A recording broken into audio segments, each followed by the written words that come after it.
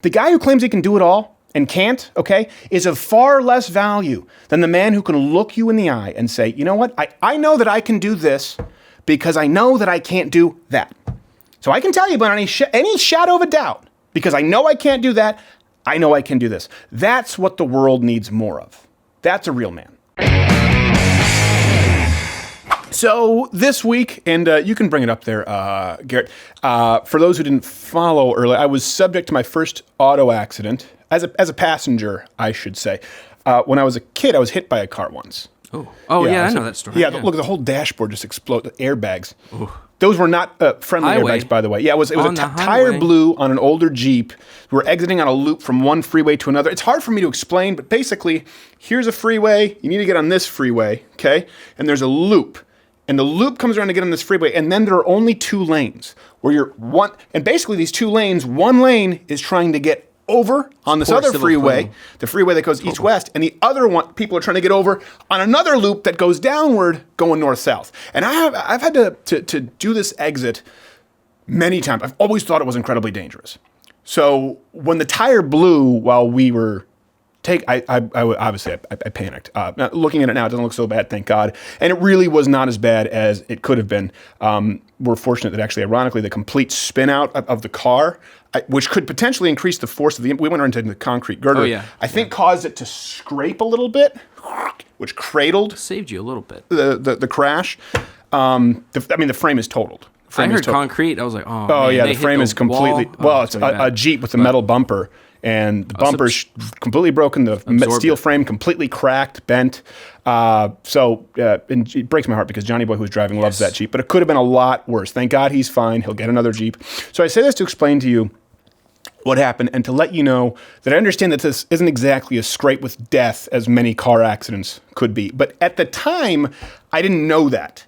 So at that moment in time, feeling the tire blow out in one of the most difficult loops in Texas, all I knew was just pop! Spin, screech, and with each spin, I can just see two lanes behind us, the two lanes, one of which is going very, very fast, and the other people are coming in on a blind loop, and then spin, at concrete girder, spin, cars going by, and it felt like they were getting faster, and the concrete girder was getting faster as it came into view. I really thought it might be curtains. In retrospect, no. But it's kind of like that kayak story that I've told you about before. I think it's where I was sure that death was just like my parents were going to be on shore and just I couldn't turn a kayak over. It was one of those old, like the sealskin kayaks. I've had that before. Not these open kayaks are kind of today. Scary. Yes, especially when you have no idea. It was just at a cottage. I'm going to go out. Doesn't sound like a smart design. Let's stick you inside of a kayak and you can't get out. Well, they needed to be watertight back in the day. Yeah, that's what they did. Yeah, but the thing is, I bring it up because obviously I didn't die in a kayak. Obviously we didn't die in this car crash. But at that moment, I thought this might be it. This is how it ends. And I got that kind of flash that people I wouldn't say that my life flashed before my eyes, but let me explain it. In this short moment, like a million different thoughts were going through my head. After it happened and I kind of got to download, I was going, oh my God, how did I think of all these things at that second? So first off was obviously, my God, just please straighten out. And then I thought this exit is the worst. And I remember thinking this, damn it, this exit is the worst city engineering in history. And then I thought, I'm never traveling in an old Jeep with crappy felt seats again. And then I thought, okay, we're definitely spinning out. And then I thought, God, just please let us crash somewhere, not into these two lanes. And I thought, oh my God, we're going to crash. And now I just really hope that another car doesn't come and hit us. And then it hit me, okay, I could die right here. I remember that thought going through my head, this could happen. Just and the odd thing is, I was oddly accepting of it. And sometimes in those moments, it's kind of a silly but perfect example of ego. You try to almost strike a bargain with God. And I remember thinking, you know what? In this moment, I remember thinking, death would be okay. I just don't want to get hurt. So let me die, that's fine, but just don't let me be crippled or maimed or pried out with the jaws of life on a nightly news in a quadrant view. And then there was a moment when the airbags went off. Again, these are mid-90s airbags. They were certainly not soft. It wasn't like being cradled in your love's bosoms at all. These were decidedly unfriendly, aggressive airbags. They went off, causing my head to what I can only imagine was like getting paddled back and forth between the unsupportive bucket seats like a pinball. And I couldn't hear anything. Everything went completely white. Things slowly kind of came back into view and sounds warped back in. Smoke was coming out of the dash. I think it was the airbag gas. I don't know. I've never had airbags deploy before. Certainly not in I don't know, it's a 90s model Jeep, I think. It was total sensory deprivation. And I couldn't really move when I came to. And there was a moment there where I thought, oh crap. I'm still here, but I can't move. Cars are coming. They're going to hit us. And then I thought, oh crap, I'm still here. I don't know how bad this is going to be. And I can't move. And we're being upset about it. And thinking about it now, it's pretty disgusting. I'm pretty disgusted that I thought that. And sometimes there are aspects of yourself that you can't really fully understand until you're put in that kind of a scenario. But isn't that the way it often goes in life? Many times we'll do anything just to avoid the pain. Sometimes we'd rather take the loss, the finality of defeat. Or in this case, I'll take death instead of being in a wheelchair. It sounds silly, but I remember thinking that. We'll take that finality rather than the pain of the struggle. And I think I know why, at least in my case, in trying to deconstruct some of this, because afterward, there was a lot of cornucopia of adrenaline-induced visceral emotive reactions. And many of you watching the show know that I'm not a big fan of cliches, not the Oprah-friendly sound bites, but usually because they're often untrue. And in this case, one that comes to mind we hear a lot is people aren't afraid of being powerless. They're more afraid of being more powerful than they can possibly imagine. Something along those lines. Neither one of those things is true. No one wants to be powerless. And I can attest to, in that moment in time, I was trying to control aspects of the uncontrollable. But I think the reason that many of us will find the out, look for it, take the defeat over the pain of the struggle is because we all find comfort in the idea that our limitations, our burdens, or even our ultimate defeats are completely out of our control. Right? If I die, I die. It's just my time. That's out of my hands. But if I don't, the ball's back in my court. If I don't die, this might hurt a lot. I might have to go through a really tough climb just to get back to capable. And it's an even harder pill to swallow that sometimes we feel the setback is out of our control, but the recovery is on us. And that's a lot to take. That's hard. And that's life. And you know what? That never changes. Let me give you another example from this crash that'll hopefully explain it. Again, to explain a lot of the crap to unpack that I'm not proud of as it relates to ego. Right after the accident, my friend Johnny Boy, who was driving, was shaking. My vitals were fine. His blood pressure was through the roof. I could tell he was out of it. And in the past, I hope he doesn't mind me sharing this, I asked him before. I know that he has had absent seizures when he was young. So I was very worried about him because he was shaking. So our wives, Tim and Manny, who work with us, they're fantastic. They came and got us off the freeway, went to a nearby McDonald's. Right away, I said, Johnny has to go home, send him home. And I remember telling my wife and the team that I was pretty much fine, and I just needed a moment to gather my bearings. It was a lie. I lied. I did not feel fine. And I said to them that I thought I could still go down to the AIDS walk and do the whole day of filming. I said I just needed a minute. It reminds me of that scene, and if you ever saw the film Regarding Henry. Did you ever see Regarding Henry? Yeah. It's where Harrison Ford gets shot. And I think it's the most accurate depiction of the kind of shock in that scenario ever put on screen. Maybe along with Captain Phillips. That was really good too. But Harrison Ford is at a convenience store getting a pack of smokes, and a guy holding up the store, he just demands his wallet and he shoots him. And Harrison Ford doesn't spin over like in a spaghetti western, or he doesn't scream in pain. He just holds up his hand, and Harrison Ford says, "No, wait a minute. He's just hold on a minute," and he falls over in shock, and he's bleeding. He was shot, and it's almost more impactful when you watch this because you think that's probably how someone might react. That's how I felt at the McDonald's at that point. I was saying I'm fine.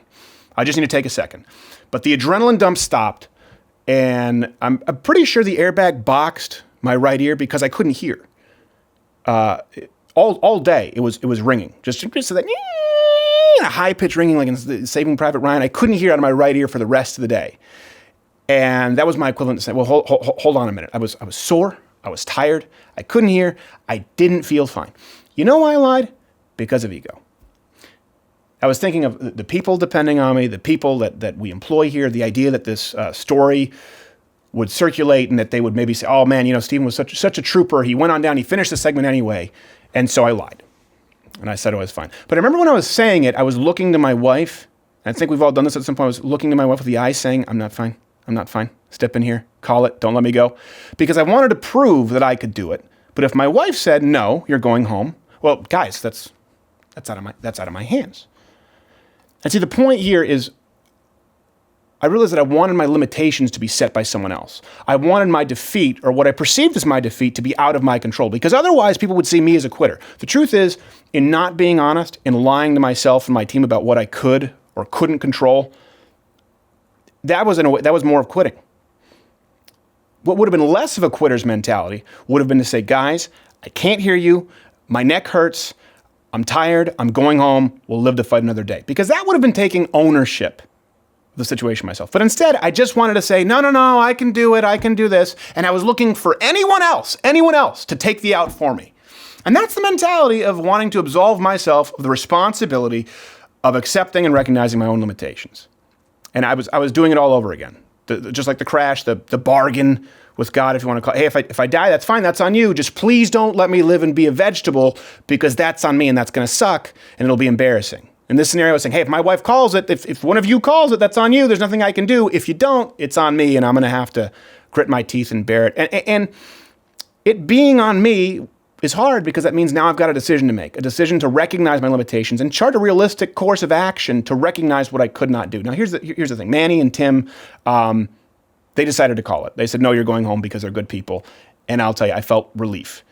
But that doesn't change that I was lying to myself. They didn't decide for me.